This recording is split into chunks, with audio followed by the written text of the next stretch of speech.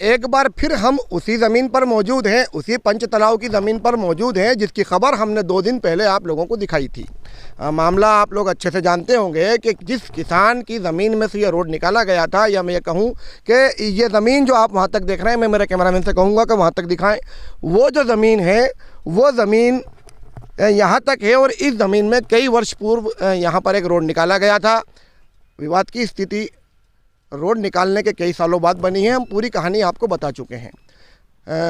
आज हमारे साथ मौजूद है उस किसान के परिजन जो इस ज़मीन के मालिक हैं, क्योंकि पीडब्ल्यूडी डिपार्टमेंट ये कह रहा है कि ज़मीन जो रोड निकला है उसका मुआवजा इन लोगों को नहीं मिला है, ऐसा इन लोगों का भी कहना है।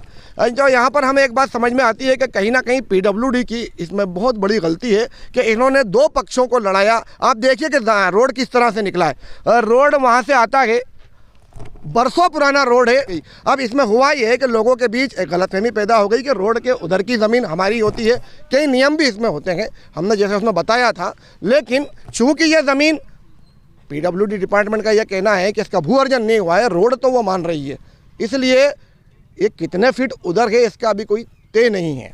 उस दिन हम जो बात कर रहे थे वो एक पीडब्ल्यूडी के सामान्य नियम की बात कर रहे थे, पर अब जिस ज़मीन का भू अर्जन नहीं हुआ हो, जो ज़मीन अभी पीडब्ल्यूडी डिपार्टमेंट के नक्शे पर, रोड नक्शे पर मौजूद नहीं हो, उसका क्या और कितना सर्विस लेना अभी ये तय नहीं है।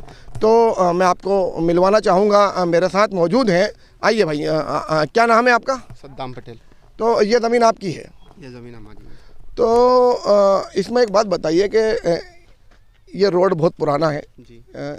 मेरी जानकारी में ये 35 साल पुराना है। ये आप कितना पुराना बताना चाहेंगे इसको? सर यही 30 साल पुराना, 30 साल पुराना है लगभग। तो ये जब 30 साल से रोड है, तो हमने ये देखा कि ये 30 साल से यहाँ पर जो तार लगे हैं ये आपके द्वारा अभी लगाए गए हैं जी। तो इसमें इतने दिनों तक आपने तार नहीं लगाए, और अभी क्यों लगाए? सर इसलिए लगाया कि अभी तक जो हमारी ज़मीन पड़ी थी, हम इसमें हमेशा ऐसे ही खेती कर रहे हैं। हमारा होल भी लगा हुआ है इस साइड पे, और हमें कोई दिक्कत अभी नहीं हुई थी अभी तक पड़ी। पर सामने वाले उधर से कब्जा करते आ रहे थे, कुछ केले के झाड़ चोप रहे थे, और उधर से वाद विवाद नहीं हो, तो हमने इस बात सोचा कि यार कोई भी अपनी ज़मीन पे कब्जा कर रहा है तो उसका विवाद नहीं हो, तो हमने अपनी तार फेंसिंग कर ली। तो मेरा ये पूछना है आपसे कि जैसे ये एक रोड तो है, ये रोड क्या आज भी आपकी ज़मीन में है? आज हमारी ज़मीन में, और हमारी ज़मीन में इसका मुआवजा हमें आज तक नहीं मिला है। तो ये हमारे ज़मीन के नक्शे में भी नहीं है, और वर्तमान के नक्शे में भी नहीं है, पुराने नक्शे में भी नहीं है। वो जो अभी मैंने नपती है 14 तारीख की, इसमें पूरा उल्लेख है, इसमें फील्ड बुक भी है, पंचनामा भी है, और इसके साथ साथ मैं आपको बताता हूँ कि ये मेरी ज़मीन का नक्शा भी है, जो कि आप देख सकते हो। ये मेरी ज़मीन का नक्शा है, इसमें कोई आज का है 14/10 में, इसमें कोई रोड नहीं निकला हुआ है, क्योंकि इस रोड का मुआवजा हमें आज तक नहीं मिला। परंतु पहला पॉइंट आता है कि अगर ये 30 साल पहले यहाँ निकला तो इसके पहले पंचलाव का रोड था कहाँ पे? पॉइंट की बात, अगर पंचलाव में जाने के लिए रास्ता यहाँ नहीं था, ये सरकार इसमें निकाला, तो पहले था कहाँ से? तो मेरा कलेक्टर साहब, SDM साहब और तहसीलदार से निवेदन है कि इस जगह पे आए, वो जो सरकारी रोड जहाँ निकला था पहले, उस जगह को छुड़वाएं। मतलब आप ये कह रहे हैं कि ऐसी कोई जगह और भी मौजूद है जहाँ पर कोई रोड निकला? पंचलाव में जाने की जगह तो होगी भैया, ये तो हम बता रहे हैं, वो नक्शे में आज भी नहीं है। 30 साल पहले क्या पंचलाव में जाने का रोड नहीं था क्या? तो जो भी रोड था पंचलाव में जाने का, सरकारी ज़मीन थी, आप पुराने नक्शे में देखिए, यहाँ से जो पटेल है गाँव वासियों से उनसे पूछिए, और उस रास्ते को आप क्लियर करवाइए। देखिए, इसमें एक पक्ष यहाँ पे ये आता है, जो मैं आपको बिल्कुल एकदम साफ अल्फाजों में कहूँ कि मैं ये मानता हूँ कि ये सब आपकी है, ज़मीन आपकी है। इतने सालों से आप यहाँ खेती कर रहे थे जैसा आपने बताया, और शायद इस बात से कहीं आपको भी लगा होगा कि कुछ बच्चे वहाँ पर खड़े थे जो फेंसिंग में खड़े थे आपकी, और देखने वाले को लगता है। तो इस बारे में आप क्या कहना चाहेंगे? मैं इस बारे में कहना चाहता हूँ कि इनकी ज़मीन जो हमारे पड़ोसी की है, ये बांगस से हिली जाने वाले रोड प्रधानमंत्री में पूरी लगी हुई है।